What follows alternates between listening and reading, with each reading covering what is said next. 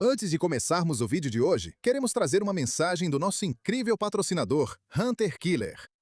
Você está procurando algo divertido e barato para fazer em casa? Por que não tentar resolver um assassinato? Hunter Killer é um serviço de assinatura incrível, onde todo mês eles enviam uma caixa com pistas sobre um assassinato, e essas pistas ajudam você a identificar o assassino. As evidências incluem códigos que você precisa decifrar e enigmas que você precisa resolver.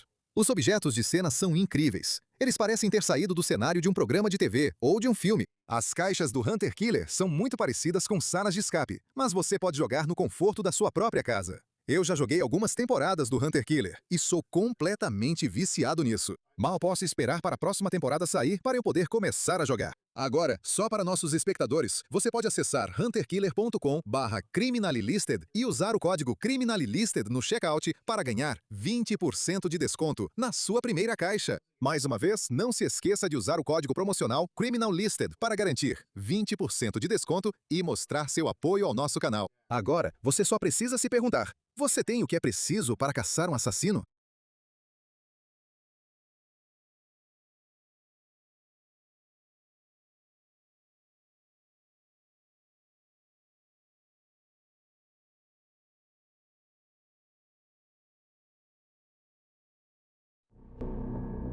Número 3. Tony Mansi. Richard Pestel morava em Galena, Ohio, que é uma vila a cerca de 32 quilômetros do centro de Columbus. Na manhã de 16 de outubro de 1983, Pestel foi de carro até uma loja na cidade vizinha de Delaware, Ohio, para comprar leite. Enquanto voltava para casa, ele ficou atento a um cervo na beira da estrada. Em vez disso, ele viu algo estranho na beira da estrada. Eram 3 sacos de lixo. Parecia que um cotovelo estava saindo de um dos sacos. Pestel parou o carro e foi olhar mais de perto os sacos. Ele percebeu que não era um cotovelo. Em vez disso, era uma perna humana. Pestel entrou em contato com o departamento do xerife. Dentro dos sacos estavam os restos desmembrados de um garoto adolescente. Ele estava nu e algumas de suas roupas estavam nos sacos. O médico legista achou que ele estava morto há menos de 24 horas. A polícia conseguiu determinar que a vítima era John Mansi, de 15 anos, que era conhecido como Tony. Tony estava na 9ª série e adorava bandas de hard rock como AC/DC e Kiss. Tony morava com sua família no lado leste de Columbus. Na noite anterior à descoberta do corpo de Tony, ele tinha saído para ver sua namorada e planejava passar a noite na casa de um amigo. Então, quando Tony não voltou para casa naquela noite, seus pais não ficaram preocupados. Infelizmente, Tony nunca chegou à casa do amigo. A polícia achou que Tony foi morto em outro lugar, possivelmente em Columbus, e depois seu corpo foi abandonado à beira da estrada. A causa da morte foram múltiplos ferimentos de faca nas costas. O médico legista concluiu que Tony foi esfaqueado enquanto ainda estava vestido. Havia um buraco na jaqueta dele que parecia ter sido feito por uma faca. O médico legista achou que depois de ser morto, ele foi despido. O médico legista não encontrou nenhuma evidência de agressão sexual. O corpo de Tony foi então mutilado e desmembrado. O sangue encontrado em algumas evidências foi analisado. Os resultados revelaram que havia 2 tipos sanguíneos diferentes. A polícia concluiu que o segundo tipo sanguíneo era do assassino. Mas como era 1983, a polícia não podia fazer muito mais com sangue. A polícia não tinha suspeitos nem pistas, e não demorou muito para que o caso desse assassinato brutal esfriasse. 27 anos depois, em 2010, a polícia reabriu o caso. Eles fizeram um perfil de DNA, mas não conseguiram encontrar uma correspondência. Então, 8 anos depois, os investigadores souberam de um caso arquivado no condado de Snohomish, em Washington, que foi solucionado após 31 anos. foram os assassinatos de Jay Cook, de 20 anos, e Tanya Van Cuylenborg, de 18 anos. Nós cobrimos o caso deles nos vídeos 3 mistérios não resolvidos com cartas misteriosas, parte 3, e 3 grandes atualizações em casos anteriormente apresentados no Criminally Listed. A empresa de tecnologia de DNA Parabon Nanolabs foi responsável pelo avanço no caso. Usando o GEDmatch, que é um banco de dados online de perfis de DNA, eles conseguiram encontrar parentes distantes do assassino. Depois, eles preencheram os ramos da árvore genealógica dos parentes, até que isso os levou à identidade do assassino. Esse é um processo chamado genealogia forense. No caso de Cook e Van Cuylenborg, o assassino foi William Earl Talbot II. Em junho de 2019, Talbot se tornou a primeira pessoa condenada por assassinato após ser identificado por genealogia forense. Talbot recebeu 2 sentenças de prisão perpétua. Os investigadores que trabalhavam no caso de Tony Mansi entraram em contato com a Parabon Nanolabs e eles concordaram em ajudar. Em abril de 2020, a polícia de Columbus anunciou que o caso havia sido solucionado. A Parabon Nanolabs havia reduzido as possibilidades a 3 irmãos. A polícia conseguiu eliminar 2 dos irmãos como suspeitos.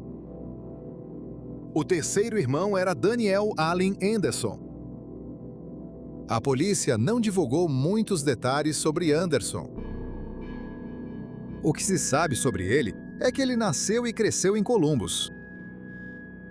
Quando Tony foi assassinado, Anderson tinha 30 anos de idade. Anderson tinha antecedentes criminais, que incluíam atos de violência contra meninos jovens. No entanto, já era tarde demais para Daniel Anderson enfrentar a justiça pelo que fez. Anderson morreu em 2013, aos 60 anos de idade. A polícia agora considera o assassinato de John Tony Mansi como encerrado. Número 2. Peggy Beck.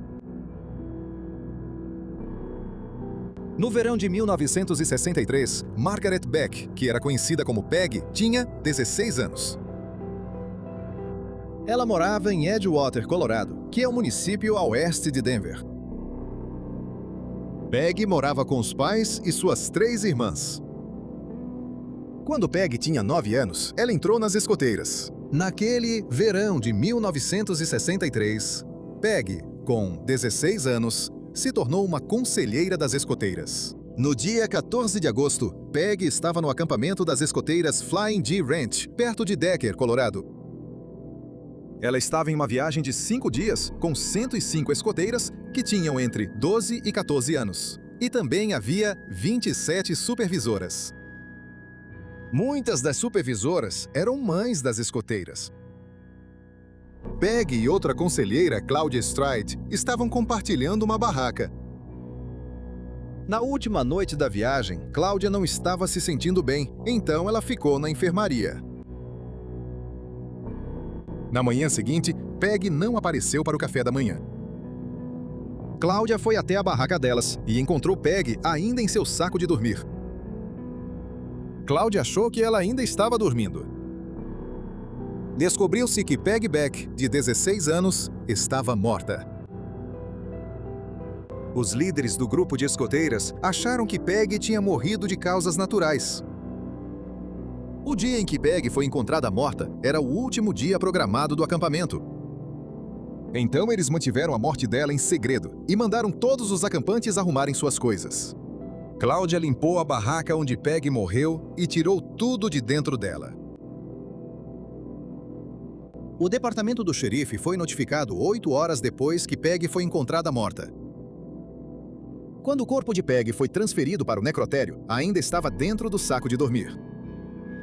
No necrotério, o corpo dela foi retirado do saco de dormir e um funcionário percebeu algo alarmante. Os colãs e a roupa íntima de Peggy estavam rasgados. Uma autópsia foi imediatamente solicitada. O médico legista concluiu rapidamente que Peggy Beck, de 16 anos, havia sido assassinada. Ela havia sido abusada sexualmente e depois estrangulada até a morte. O médico legista observou que Peggy tentou se defender. Algumas das unhas dela estavam quebradas. O FBI ajudou no caso. Eles coletaram as raspagens debaixo das unhas. A polícia entrevistou todos que estavam no acampamento.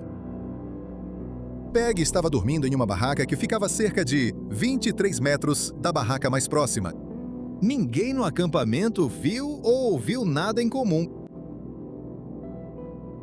A polícia investigou várias pistas, mas ninguém jamais foi a julgamento pelo assassinato. A polícia achava improvável que conseguissem resolver o caso. Eles achavam que qualquer evidência que pudesse ter existido tinha sido acidentalmente limpa por uma das escoteiras. Décadas se passaram e o assassinato de Peggy Beck foi em grande parte esquecido. Em 2007, o caso foi reaberto. Incrivelmente, as raspagens debaixo das unhas de Peggy foram salvas e preservadas. Usando as raspagens, a polícia conseguiu obter um perfil de DNA do assassino. No entanto, eles não encontraram uma correspondência com o DNA. 12 anos depois, em 2019, o caso foi reexaminado. Em junho de 2019, a polícia conseguiu um perfil de DNA aprimorado. Eles entregaram um perfil para uma empresa chamada United Data Connect. A United Data Connect é uma empresa de ciência da computação que faz buscas de DNA por parentesco. Eles conseguiram chegar a um suspeito a partir do DNA. Em abril de 2020, a polícia anunciou que o nome do assassino era James Raymond Taylor. Na época do assassinato, Taylor tinha 24 anos e trabalhava como técnico de conserto de televisores. Na década de 1960, Taylor morava em Edgewater, que é o mesmo município onde Peggy morava com sua família. Edgewater fica a mais de 60 milhas do acampamento. Não se sabe se Taylor conhecia Peggy antes de matá-la ou se ele a escolheu como alvo. Pode ter sido apenas uma coincidência o fato de ambos morarem no mesmo município. Taylor era conhecido por ir ao acampamento onde o assassinato aconteceu para testar rádios amadores que ele mesmo havia construído. Depois que a polícia obteve os resultados do DNA, eles tentaram localizar Taylor, que teria 81 anos de idade. Eles não têm certeza de quando ele se mudou do Colorado, mas no início dos 1970, ele estava morando em Las Vegas, Nevada. Ele tinha uma ficha criminal em Nevada, mas a polícia não deu detalhes sobre seu histórico criminal. A última vez que alguém viu ou teve notícias de Taylor foi em 1976. Na época, ele ainda morava em Las Vegas, Nevada. Atualmente, existe um mandado de prisão para James Raymond Taylor, mas a polícia suspeita que ele possa estar morto. Se ele ainda estiver vivo, a polícia quer que ele enfrente a justiça pelo assassinato brutal que cometeu. O assassinato de Margaret Peggy Beck foi solucionado após 56 anos. Os investigadores acreditam que foi o caso mais antigo solucionado por testes genealógicos feitos a partir de material encontrado na cena do crime. Número 1. Jacqueline Harp, Irene Blaze e Denise Velasquez. Em 30 de outubro de 1967, duas meninas em Montville, Nova Jersey, estavam brincando em um quarto no andar de cima de sua casa. Elas olharam pela janela e, na rua abaixo, perceberam algo estranho. Parecia que havia um manequim no banco de trás de um carro. As garotas decidiram dar uma olhada mais de perto. Depois que elas olharam dentro do carro, correram para a casa do vizinho e o vizinho chamou a polícia. O que elas tinham encontrado era o corpo de uma mulher morta. A polícia determinou que ela era Nancy Vogel, de 29 anos. Vogel era casada e tinha 2 filhos. Vogel morava a cerca de 3 quilômetros de onde seu corpo foi encontrado. Ela foi vista com vida pela última vez 3 noites antes de seu corpo ser encontrado. Ela disse ao marido que iria jogar bingo em uma igreja católica local. Ela então saiu dirigindo seu carro, que foi o mesmo carro em que seu corpo foi encontrado. A polícia descobriu que Vogel nunca chegou ao bingo. No carro, a polícia encontrou algumas sacolas de compras, então suspeitaram que ela foi a um shopping center próximo antes do bingo. A polícia achou que provavelmente foi lá que ela encontrou seu assassino. Acredita-se que Vogel foi morta na noite em que desapareceu, e seu corpo ficou no carro estacionado por 3 dias. Vogel estava nua e suas roupas foram encontradas debaixo do corpo dela. Elas estavam cuidadosamente dobradas. Seus pulsos haviam sido amarrados na frente do corpo com uma corda fina de nylon. Vogel havia sido agredida sexualmente e depois foi estrangulada e espancada até a morte. Acredita-se que o assassino a espancou com os próprios punhos. Depois de cerca de uma semana, a polícia considerou o caso sem solução. 10 anos depois, o caso ainda não havia sido resolvido e estava praticamente esquecido. Na noite de 15 de dezembro de 1977, o marido de Mary Ann Carr, uma técnica de raio-x de 26 anos, estava fora da cidade a trabalho. Ela e o marido moravam em um prédio de apartamentos na Leverage Terrace, em Little Ferry, Nova Jersey. Naquela noite, Mary Ann deveria se encontrar com a sogra, mas ela não apareceu. No dia seguinte, o corpo de Mary Ann foi encontrado ao lado do estacionamento de um motel, em Hasbrook Heights, Nova Jersey. Ela morreu de uma forma horrível. Algemas foram colocadas em seus pulsos e tornozelos, e sua boca estava coberta com fita adesiva. Ela foi atingida no rosto com um objeto contundente e estrangulada com algum tipo de ligadura.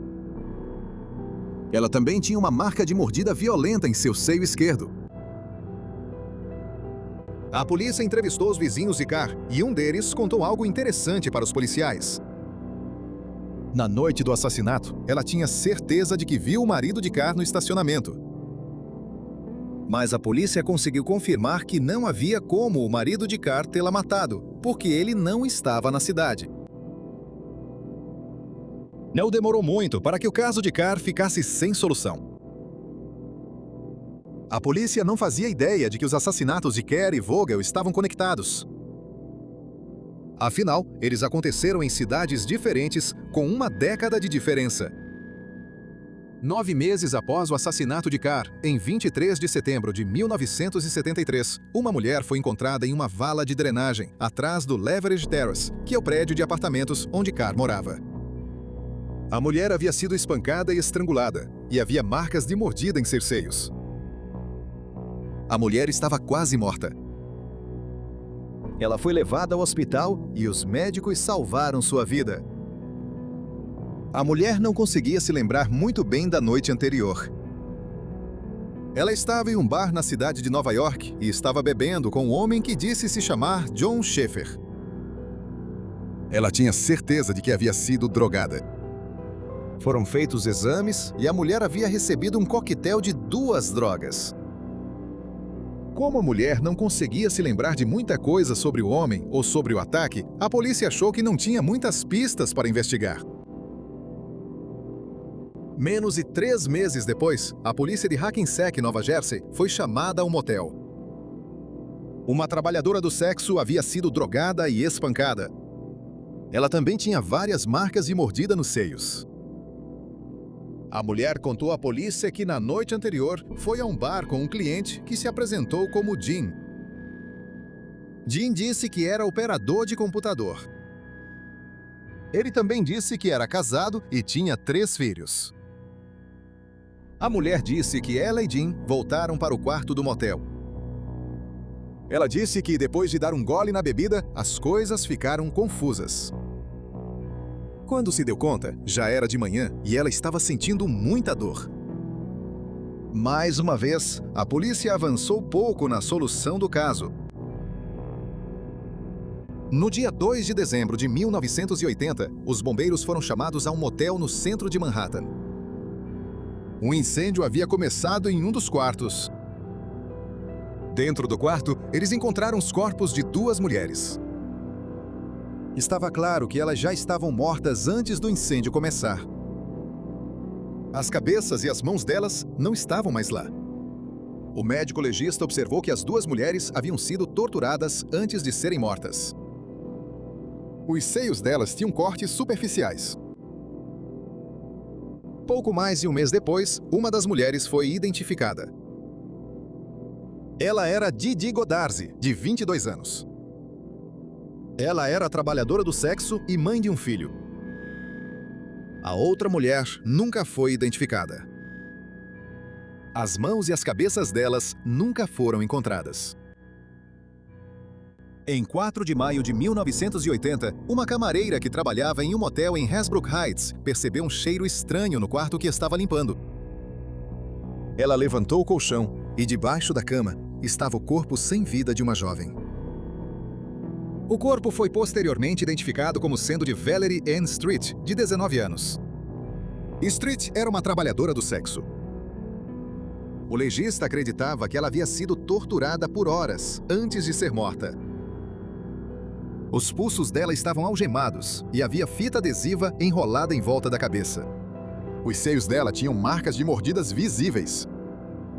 A causa da morte foi estrangulamento por laço.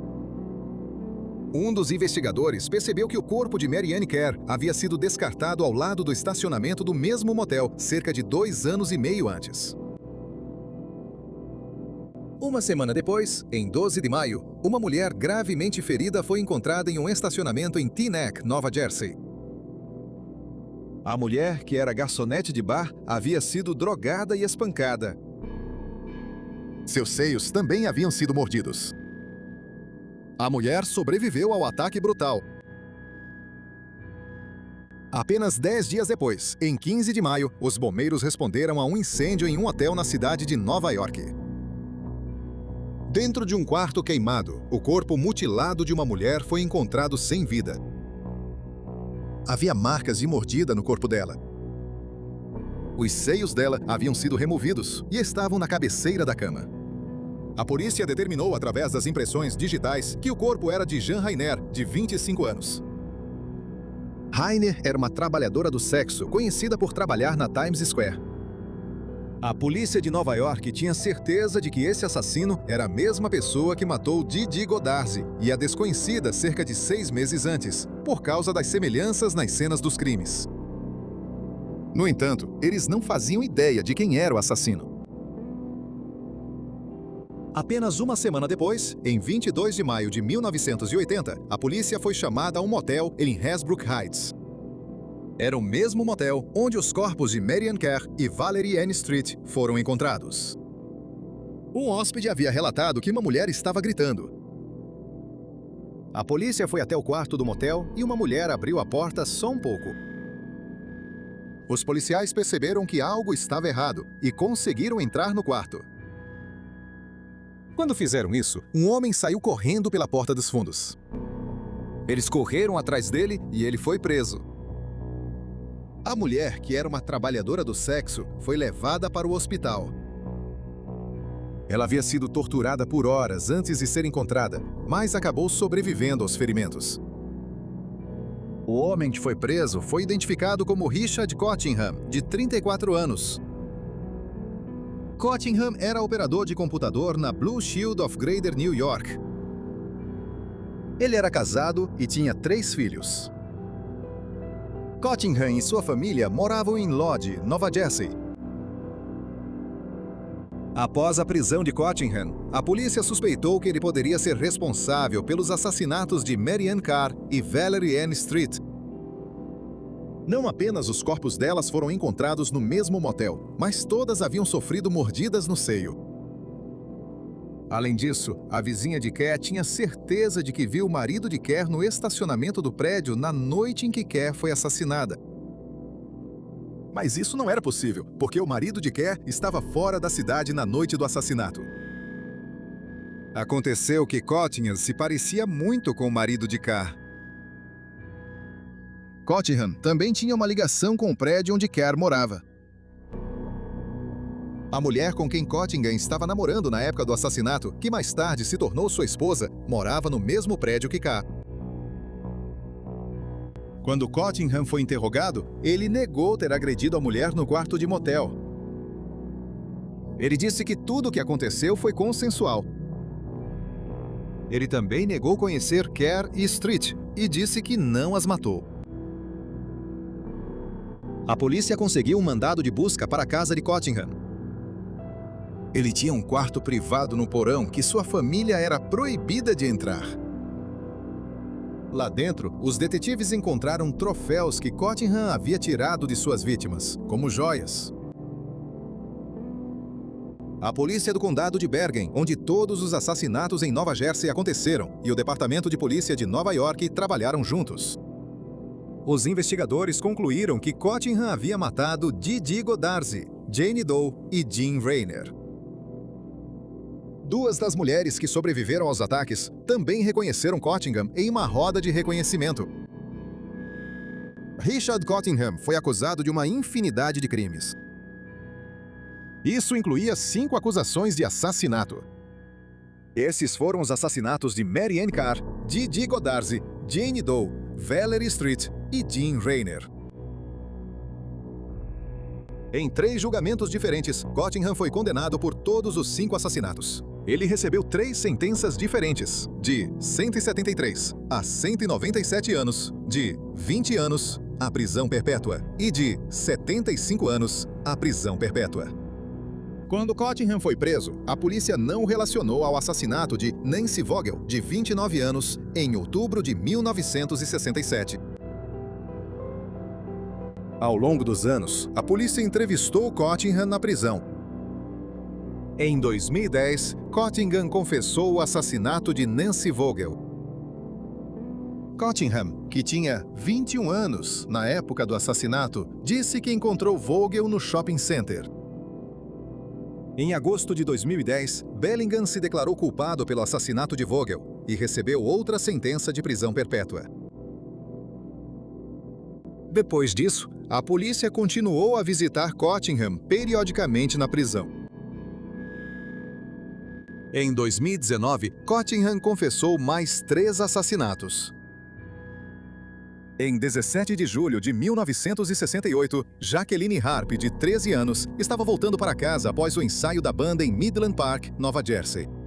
Quando ela não chegou em casa naquela noite, seus pais registraram seu desaparecimento. No dia seguinte, o corpo de Jacqueline foi encontrado em uma área arborizada a poucos quarteirões de sua casa. Ela havia sido estrangulada até a morte com uma correia de couro que ela carregava. Ela não havia sido abusada sexualmente. Parece que o rosto dela foi espancado depois que ela já estava morta. Em 7 de abril de 1969, Irene Blaze, de 18 anos, que morava em Bogotá, Nova Jersey, pegou um ônibus de Bogotá para Hackensack. Ela foi vista pela última vez conversando com um homem na faixa dos 20 anos na estação de ônibus em Hackensack. Na manhã seguinte, seu corpo foi encontrado a cerca de 5 quilômetros da estação de ônibus, boiando no rio Saddle River, em Saddlebrook, Nova Jersey. Ela estava totalmente vestida e não havia sido agredida sexualmente.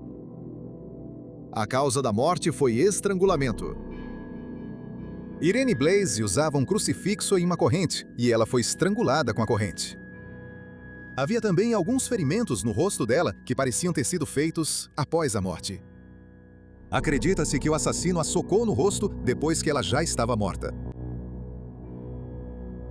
3 meses depois, na noite de 14 de julho de 1969, Denise Velasquez, de 15 anos, saiu a pé da casa de sua família em Gloucester, Nova Jersey. Ela disse aos pais que ia ver alguns amigos. Aconteceu que ela havia mentido e nunca teve a intenção de ver seus amigos. O que ela estava planejando fazer naquela noite é desconhecido. No dia seguinte, o corpo dela foi encontrado perto de um cemitério em Saddlebrook. O corpo dela foi encontrado a poucos quarteirões de onde o corpo de Irene Blaze foi encontrado. Assim como Irene, Denise foi morta por estrangulamento com a corrente de um crucifixo que ela usava. Depois que ela já estava morta, parece que o assassino a golpeou no rosto várias vezes. Ela estava totalmente vestida e não havia sinais de agressão sexual. Todos os 3 assassinatos aconteceram no condado de Bergen.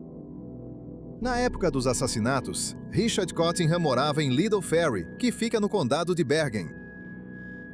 Jacqueline Harp foi morta cerca de 8 meses depois que Cottingham matou Nancy Vogel.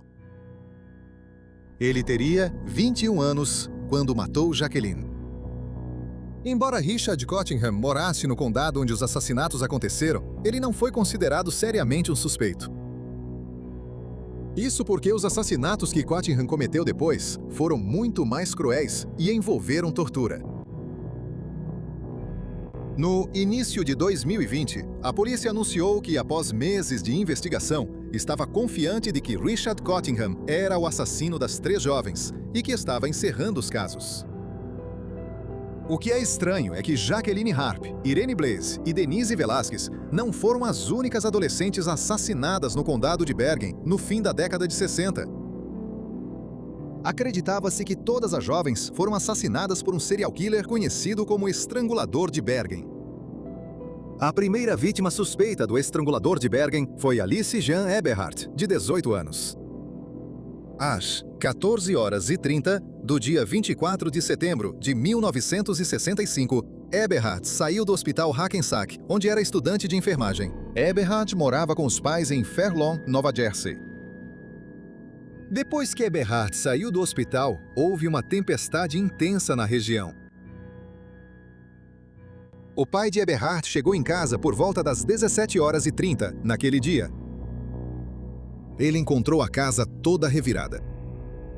Em seguida, ele encontrou o corpo sem vida de sua filha em um dos quartos. Parece que Eberhardt tentou lutar, e é por isso que a casa estava revirada. Ela estava nua da cintura para baixo, mas não havia sido abusada sexualmente. Acredita-se que a causa da morte foi traumatismo craniano por objeto contundente. Ela também foi esfaqueada 61 vezes, e a polícia acredita que ela foi esfaqueada depois de já estar morta. As 2 facas usadas para esfaqueá-la vieram da casa dos Eberhardt. A polícia suspeitava que o assassino conhecia Eberhardt. Não havia sinais de arrombamento ou entrada forçada, então é bem possível que Eberhardt tenha deixado o assassino entrar em sua casa. A polícia também suspeitava que era alguém que Eberhardt conhecia, porque ela ficou sozinha em casa por apenas algumas horas. Isso sugeria que o assassino conhecia a rotina dela. O assassinato de Alice Jean Eberhardt aconteceu quase 2 anos antes de Nancy Vogel ser morta. Vogel é a primeira vítima confirmada de Cottingham.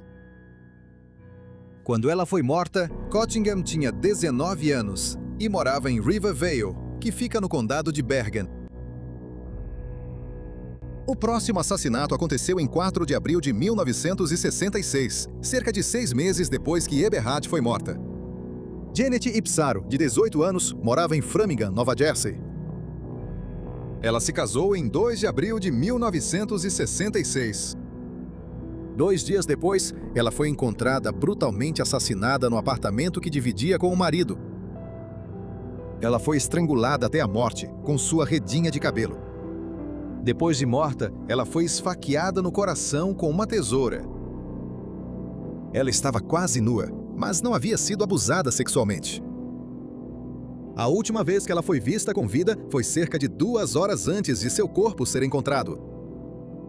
Ela tinha ido a uma loja de ferragens comprar produtos de limpeza e depois foi vista caminhando para casa. Quase 10 meses depois, em 24 de janeiro de 1967, Mary Ann de La Salle, de 17 anos, saiu do trabalho e começou a caminhar para casa. Mary Ann de La Salle morava em Hackensack. Ela não chegou em casa e foi dada como desaparecida. 80 dias depois, seu corpo seminu foi encontrado boiando no rio Passaic, em Hawthorne, Nova Jersey. Ela não havia sido abusada sexualmente. Ela havia sido estrangulada até a morte e golpeada no rosto. Cerca de 7 meses depois, Jacqueline Harp foi estrangulada até a morte. E 9 meses depois, Irene Blaze foi assassinada por estrangulamento. E então, 3 meses depois disso, Denise Velasquez foi morta por estrangulamento. As pessoas achavam que um assassino era responsável pelos 6 assassinatos, por causa das semelhanças marcantes entre os casos. Todos os 6 assassinatos aconteceram em um intervalo de 3 anos e 9 meses. Todas as vítimas moravam, foram mortas e tiveram seus corpos encontrados no condado de Bergen. Todas as vítimas tinham idades semelhantes, variando de 13 a 18 anos. Todas eram pequenas, de pele clara e tinham cabelo castanho ou castanho avermelhado. Todas as vítimas, exceto a primeira, foram estranguladas com algo que estavam usando ou com algo que tinham em sua posse. A primeira vítima foi esfaqueada com 2 facas que foram encontradas em sua casa. Isso significava que o assassino não carregava uma arma com ele. Além disso, muitas das vítimas foram espancadas ou mutiladas após a morte. Por fim, os assassinatos pareciam ter um elemento sexual, mas nenhuma das vítimas foi abusada sexualmente. Richard Cottingham matou Alice Jean Eberhardt, Janette Psaro e Marianne de la Salle? Se sim, por que ele não confessou esses assassinatos quando confessou os outros 3? Ou os 3 primeiros assassinatos foram cometidos por outro assassino em série ou até mesmo por 3 assassinos diferentes? Uma coisa a se notar é que os 3 primeiros assassinatos que Cottingham não confessou ter cometido aconteceram antes do assassinato de Nancy Vogel, sua primeira vítima confirmada.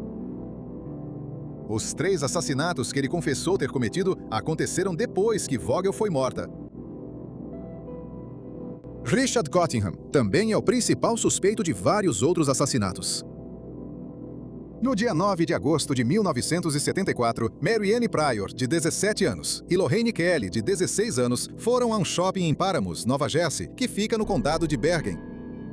Seus corpos nus foram encontrados em uma área arborizada em Montville, Nova Jersey, 6 dias após o desaparecimento delas.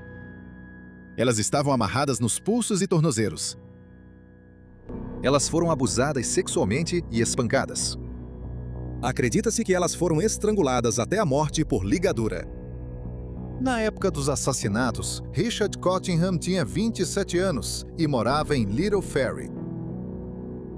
Os homicídios duplos aconteceram cerca de 2 anos e meio antes de Marianne Carr ser morta. O assassinato de Harris foi o primeiro de uma série de 5 assassinatos pelos quais Cottingham foi preso e condenado. Uma coisa que os investigadores notaram foi que os corpos de Marianne Pryor e Lorraine Kelly foram descartados em Montville, que é um pequeno município no condado de Bergen. Nos anos 70, Montville tinha uma população de cerca de 7.000 pessoas. Era o município onde Cottingham havia descartado o corpo de Nancy Vogel 7 anos antes.